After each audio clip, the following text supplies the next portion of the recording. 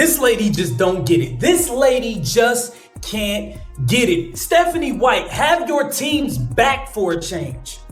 When are you gonna put your foot down and have the people in your locker rooms back? This dingbat of a coach is at the podium defending DiJonai Carrington versus Sophie Cunningham. What is going on, man? Stephanie White. Right from the second Sophie Cunningham crashed to the court, you could feel something was off.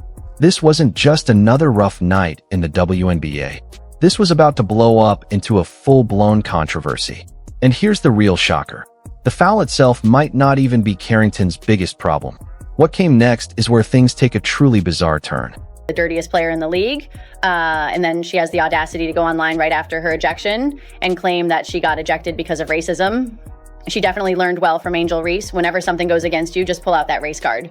I think she's jealous of my natural blonde hair. She'll never have this hair. I literally got clotheslined in the air, and this clown has to turn it into race. Her level of IQ needs to be studied for generations. But anyways, it was... The instant Sophie Cunningham hit the deck, this stopped being just another basketball game. It turned into the newest flashpoint in a rivalry that just won't cool down. DiJonai Carrington had already been playing with fire all night. The kind of intensity that makes every single play feel like a grudge match. But this collision with Cunningham, that's what pushed it all over the top.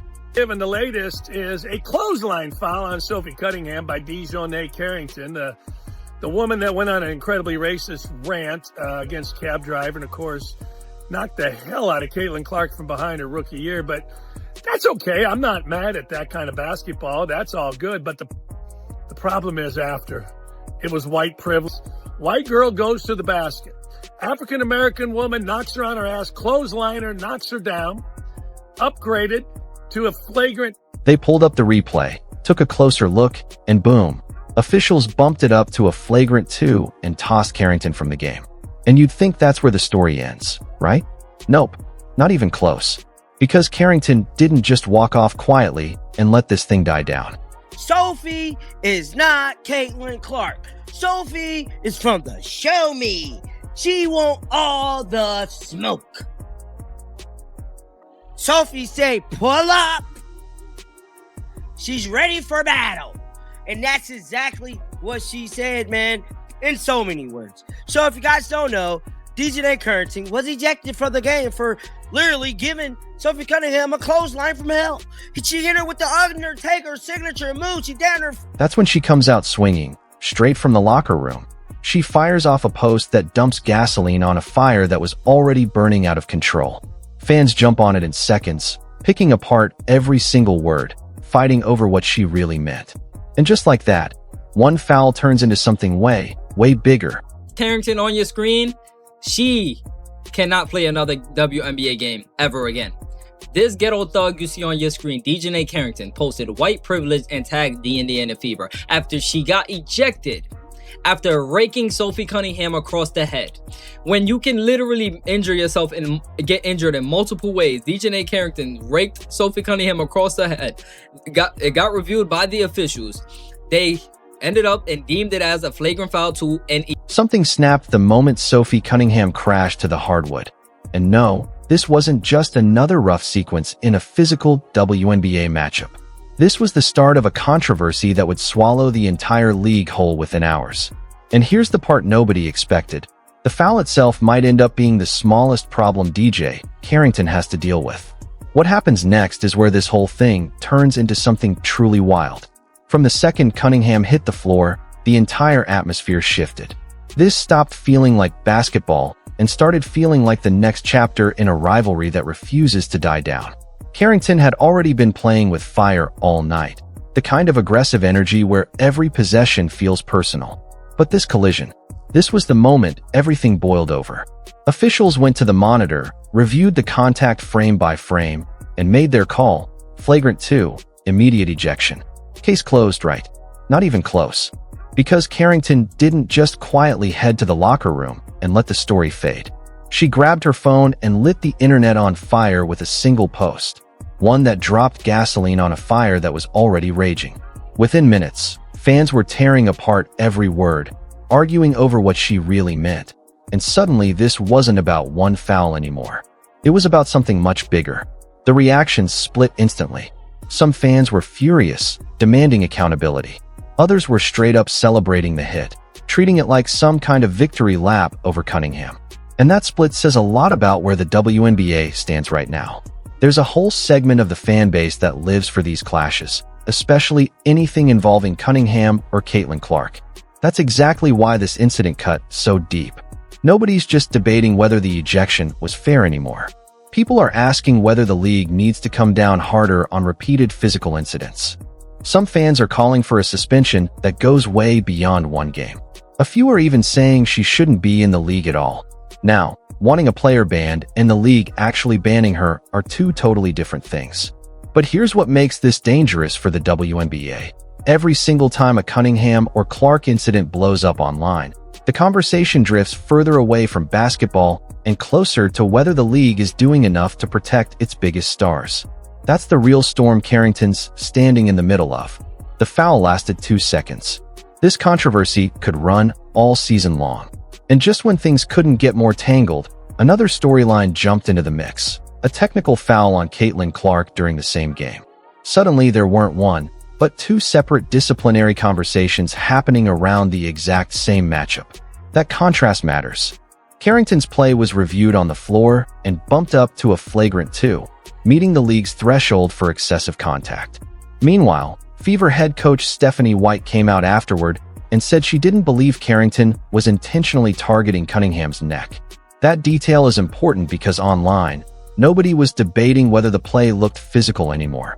Everybody had already decided that. The real fight was over intent, history, punishment, and whether the WNBA has a much bigger problem brewing underneath the surface. Then came Carrington's explanation for the post, and just like everything else in this story, reactions were everywhere. Some fans defended her, insisting she had her reasons. Others were completely lost, asking how a play reviewed and upgraded to a flagrant 2 by actual officials could somehow be framed as racial bias. Then Sophie Cunningham spoke, and her tone was nothing like the chaos online. She called the foul unnecessary and said she believed it was intentional. But she also dropped a detail that both sides immediately grabbed onto. She admitted she'd been ejected for a nearly identical play before and said she thought that ejection was fair too. In other words, Cunningham wasn't demanding a war. Her message was simple. You hit me. The refs made the call. Let's move forward.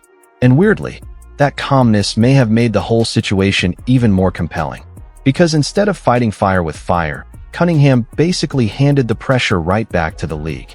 She wasn't calling for a lifetime ban. She wasn't scripting a revenge storyline.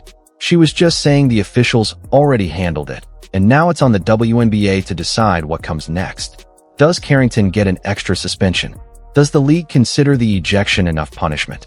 Or does the social media firestorm end up factoring into the final decision? Those are the questions everyone's waiting on. But step back for a second, because this story is bigger than just these two players.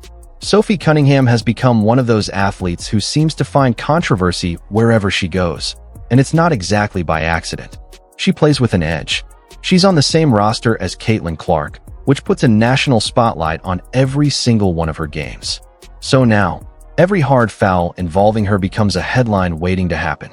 That's the environment the WNBA is operating in right now. Every hit gets replayed from a dozen angles. Every reaction gets clipped and shared. Every post gets picked apart like courtroom evidence. When a player gets tossed from a game, the real story doesn't end when she walks off the court. That's when round 2 starts, and round 2 happens entirely online. Carrington's post guaranteed that round 2 was going to be intense. Fans weren't just seeing a flagrant foul anymore. They were seeing two completely different narratives collide. One side saw a dangerous play that deserved real punishment. The other saw a player who genuinely believed the call reflected something deeper than basketball. And then there was a third group, the ones who didn't care about either side of the argument and just wanted chaos, cheering the confrontation like it was entertainment. That's the uncomfortable part. There were people online praising Carrington for the hit, acting like Cunningham had somehow lost something in that exchange. And Cunningham has built her own reputation as someone who never backs away from confrontation, which only added more fuel. So when these two collided, it wasn't just a foul to the people watching. It became a symbol. To some, it symbolized excessive physicality around the fever. To others, it symbolized Carrington refusing to be intimidated. And to everyone else, it was simply the newest WNBA controversy taking over their timeline. There's also history here, and that's a big reason this incident hit so hard. Carrington has been at the center of previous run-ins with Clark, including a widely discussed moment back in 2024 where contact was made near Clark's eye. That history means every new incident involving Carrington and an Indiana player automatically gets viewed through a much bigger lens. Once a player picks up a reputation like that, every future moment gets judged not just on what happened in that specific game, but on everything that came before it. That's exactly what's happening now. Fans aren't just replaying the Cunningham collision. They're pulling up old clips, old confrontations, old posts, and the league's entire disciplinary track record. Look, fast breaks happen, contact happens, emotions run hot. That's basketball. The real issue starts when contact looks excessive and there's no real attempt at making a play on the ball. That's exactly why officials reviewed this one and upgraded it. And that's exactly why the league now has a much bigger decision to make than just what happened during those 2 seconds on the court. Meanwhile, Cunningham walked away from all of this looking completely unbothered, which honestly might be the most on-brand thing she could have done. She said her piece, called the contact unnecessary, and then just moved on with her life. While half the internet was fighting over her name, she was essentially saying, "I've got this. No drama, no theatrics, just business as usual." And that brings us to where the WNBA sits in 2026. The league has more eyes on it than ever before, but with that spotlight comes bigger stakes. Every argument gets amplified. Every confrontation goes viral within minutes. Because the real question here was never about whether fans think Carrington should be banned forever. Fans can demand anything they want. The real question is what the league actually decides once they review everything. The play, the history, the context, and the aftermath. And whatever decision comes down, you already know the pattern. One group will say the punishment was too harsh. Another will say it wasn't harsh enough. Someone will dig up an old clip nobody remembers. Someone else will drop a screenshot. And somehow, a basketball game that finished with a final score will end up remembered for one single collision that sent the entire fan base into a meltdown. Because in this league right now, the final buzzer doesn't actually end the story. Sometimes, that's exactly when the real drama kicks off. Just when it looked like things might finally settle down, a bigger question took over. What should the league actually do next? An ejection deals with the moment, sure, but it doesn't settle the bigger issues simmering underneath. And here's the tricky part. What fans think should happen and what the league actually decides are two very different things. The WNBA has to weigh the play itself, the surrounding circumstances, the players' past incidents, and the rulebook, all before making a final call. Every time Clark is involved, the spotlight gets brighter. Every time Cunningham is involved, tensions rise even faster. Combine both of those with a controversial ejection, and you've basically built the perfect formula for another online explosion. But Cunningham's response deserves one more mention, because instead of pouring more fuel on the fire, she trusted the process. She made her opinion clear, but she didn't turn her post-game comments into a courtroom drama. And that distinction matters. There's a massive difference between saying, "That was unnecessary and I believe it was intentional," and demanding someone's entire career gets torched. Fans can be furious. Players can be emotional. Commentators can argue about it for hours.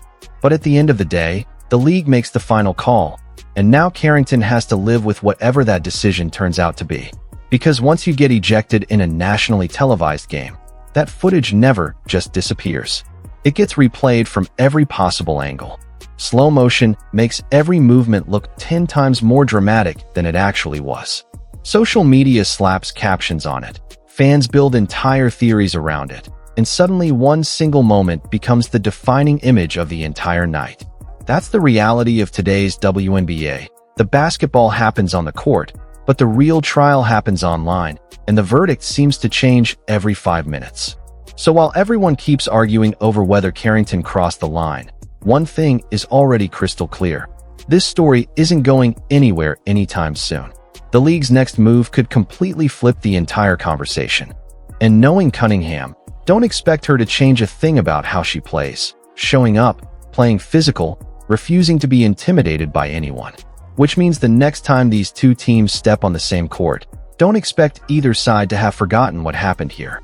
The foul may be over. The ejection may be in the books. And eventually, even the tweets will get buried under the next trending topic. But this rivalry, this one's just getting started. If this story kept you hooked till the very end, that tells you everything about where the WNBA is headed right now. So stick around, because the next chapter of this rivalry is coming, and you will not want to miss it. Drop your take on this whole situation in the comments. Hit that like button, and stay tuned for the moment the league finally makes its call.